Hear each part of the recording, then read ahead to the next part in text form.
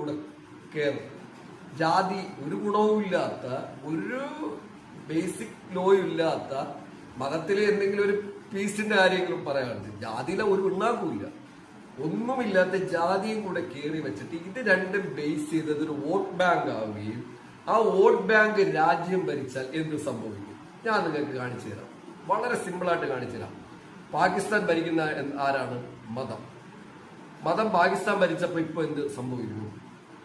Number 1, നമ്മൾ അടുത്തുള്ള രാജ്യത്തിൽ കൂടെ പോകാം. നമ്പർ 2, ബംഗ്ലാദേശ്. ബംഗ്ലാദേശിലെ ഇത്രയും ദിവസവും ജനാധിപത്യ ഭരണമെന്ന് പറയുകയും പിൽക്കാലത്ത് തൽക്കാലം ഇപ്പോൾ മതം അവിടെ നന്നായിട്ട് വേരോടുകയും ആ വേരോട്ടം ഓട്ടിക്കാൻ പറ്റുന്നവർ നന്നായിട്ട് ഓടിക്കുകയും ചെയ്തപ്പോ ഇപ്പൊ എന്ത് സംഭവിച്ചു?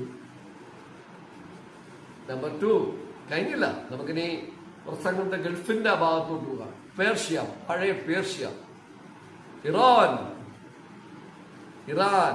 ഇറാനിൽ മതം കത്തുന്നു. മതമാണ് ഭരിക്കുന്നത്. 1935 ശേഷം 60-50 വർഷമാണെന്ന് തോന്നുന്നു.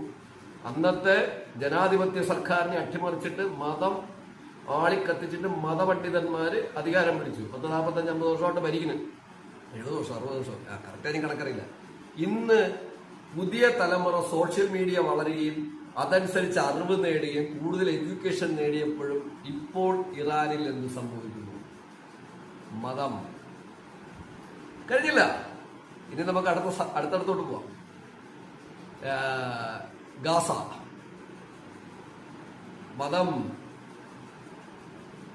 അവിടെ എന്ത് നടന്നുകൊണ്ടിരിക്കുന്നു? അവിടെ സമാധാനമേ ഇല്ല. യേശുക്രിസ്തുവും മുഹമ്മദ് നബിയോട്ടൊക്കെ ബന്ധപ്പെട്ട് കിടക്കുന്ന ചെറിയ സ്ഥലങ്ങളാണ്. അതിലും നബി ഉള്ള സ്ഥലത്ത് പ്രശ്നങ്ങളൊന്നുമില്ല. യേശുക്രിസ്തുവായിട്ട് ബന്ധപ്പെട്ട് നിൽക്കുന്ന സ്ഥലമാണ്.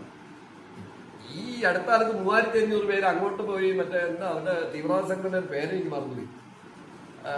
ജയ്ഷയല്ല, വേറെ എനിക്ക് ഈ ഇതൊന്നും എനിക്ക് മെമ്മറി എനിക്കില്ല.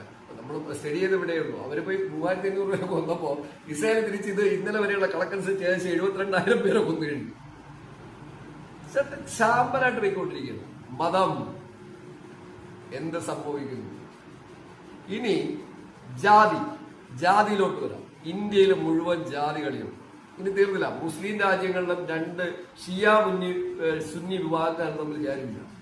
അതായത് ഒരു വിഭാഗം അവിടുത്തെ കീഴാളനും മറ്റവൻ ടോപ്പുമാണ്. നമ്മളിവിടുത്തെ ബ്രാഹ്മണനും താഴെ എന്നൊക്കെ പറയും പോലെ എക്സാമ്പിൾ പറഞ്ഞതേ. ജാതി വളർന്ന ജാതിസം വെച്ച് ഭരിക്കാൻ പോണ സ്ഥലങ്ങളുടെ സ്ഥിതി നോക്കിയേ. ഈ രാജ്യങ്ങൾ നിങ്ങൾ ശ്രദ്ധിച്ചു നോക്കൂ. ഈ രാജ്യങ്ങൾ എത്ര കണ്ട് ഡെവലപ്പ് ഗ്രോത്ത് ഉണ്ട്. ഇനി സാമ്പത്തികമായിട്ട് നിങ്ങൾ